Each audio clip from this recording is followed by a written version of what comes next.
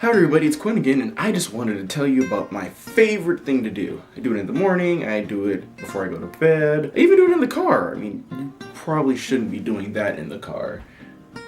Okay, that's not what I'm talking about. Get your mind out of the gutter, you nasty. I'm talking about posting to social media. Personally, Twitter is my weakness, but I'm also on Facebook, Google+, Instagram, Vine, Snapchat, LinkedIn, Tumblr, YouTube, SoundCloud, WordPress, and MySpace. That's still a thing, right? As you can see, I have a lot of social media to maintain, as well as everybody else. So I'm always checking my feeds, as well as posting content, and that's kind of the meat of this video. So before I get into that, I wanted to hit you with a couple statistics. We live in an oversharing culture. Pretty much at any given moment, we are tweeting, making Facebook statuses, taking Instagram photos.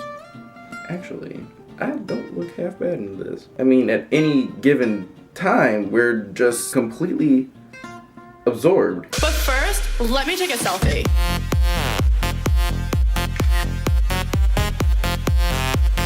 And I'm guilty of doing those things, except that last one. Why would you put your cell phone number on the internet? Don't do that. We don't all just post to one site. We post to as many as we possibly can to get our voice heard, or our picture seen, or our video laughed at, or any combination of the three. And the fact that we do that can be an issue. What if you posted something that wasn't supposed to make its way to the internet? Now, not only did you post it to Twitter, but you put it on Facebook, Instagram, Tumblr. You now have to go to 4 different accounts, delete everything before someone has seen whatever you posted. So that can cause a few problems. But maybe you did delete it. But how do you know you got it in time before someone took a screenshot, copied the link? They could upload it to a completely different server, NSA style, that doesn't exist, which is scary when you think about that. Sometimes the damage will already be done. So what is social media responsibility? Well, I've looked all over the internet to try and find a definition, and I'm kind of thinking I may have finally created a term for this. Social media responsibility is guidelines for whenever you decide to post anything online. They're really easy, and they're really simple, and literally anyone can do it, and it can avoid drama and, at worst, cyberbullying. What I'm trying to say is that sometimes our posts can get us in trouble. Trust me, I've been there. It may seem like our posts and comments are just data floating around in cyberspace that don't really mean anything, but our online actions should really be taken seriously. Because in all honesty, this is serious, and this is serial.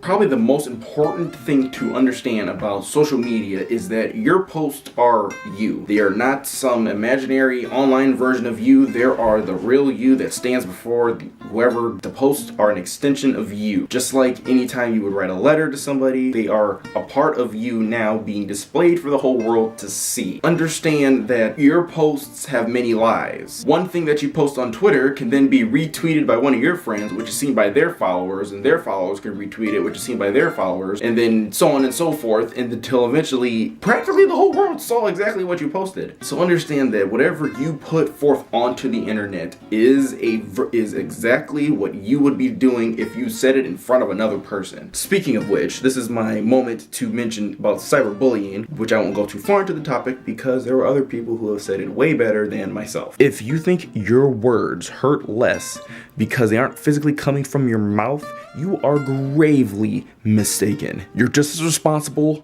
for your actions online. Actually, you're even more responsible because your actions are on a worldwide stage. Do you really want your online presence to be known as someone who's hateful? No, didn't think so. Point number 2, don't post any hateful comments. Don't post in anger. Don't do it. If you have the urge to write some snarky remark to someone's Facebook post that you don't agree with, resist the urge and just let it go. Move on from it, scroll down further until it is no longer on your screen, because that right there is then classified as bullying. If you were listening to what I previously said, you don't want to be a bully. Don't post in anger.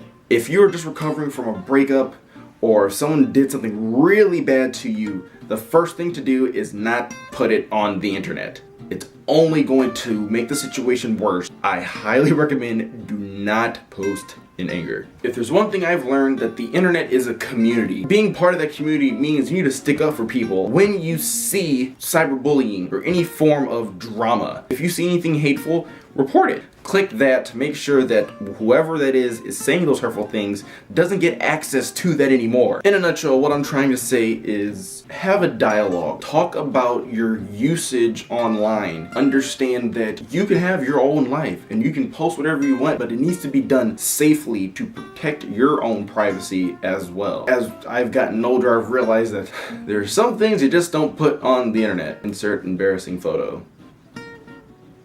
It's important to know these tips and tricks because social media is only going to get more complicated, more confusing, and probably more awesome. But now that everyone has one of these, it's not hard to stay connected, and it's just as hard to maintain your social media responsibility. Please raise your right hand. Do it. No, I'm waiting for you. Raise your hand. Thank you. And repeat after me. I state your name and my posts. And my posts are me. I will not post in anger. I will not post hateful comments. I will help my community. Now go watch some crazy cat videos. Speaking of hateful comments, there's just one thing I will never understand. Why are people so hateful on YouTube? Have you ever just looked at a cat video and somehow there's a comment about something that has absolutely nothing to do with the cat video? It's like, what did Cuddles ever do to you, bro?